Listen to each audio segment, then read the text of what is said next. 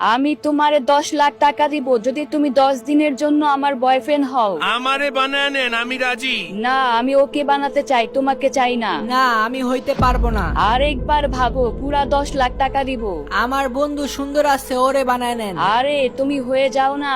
আচ্ছা ঠিক আছে, তাহলে আমাকে 20 লাখ টাকা দেওয়া লাগবে। ঠিক আছে, আমি রাজি, চলো আমার সাথে। কিছুক্ষণ পর আচ্ছা ঠিক আছে, এইবার জামা কাপড়গুলা খুলো। আরে না, কি বলতেছেন? আরে আমি বলছি এই কাপড় ময়লা হয়ে গেছে, তুমি তোমার কাপড় চেঞ্জ করে নতুন ড্রেস পরো। ওকে ঠিক আছে। আরে ভাই, তুই এগুলা কি করতাছ? তুই একটা ভিখারিরে তোর বয়ফ্রেন্ড বানাতে চাস? আরে আমার বাসায় আমার বিয়ে ঠিক করছে, আর আমি এখন বিয়ে করতে চাই না, এর জন্য ওকে আমার বয়ফ্রেন্ড বানাইছি। প্রিয়া, তোমাকে আমি কালকে আমার সাথে দেখা করতে বলছিলাম, তুমি কেন আসো নাই? আচ্ছা ঠিক আছে, চলো এখন আমার সাথে। না, আমি এখন যাইতে পারবো না। আমি বলছি আমার সাথে যাইতে, নাইলে কিন্তু ভালো হবে না, বলে দিলাম।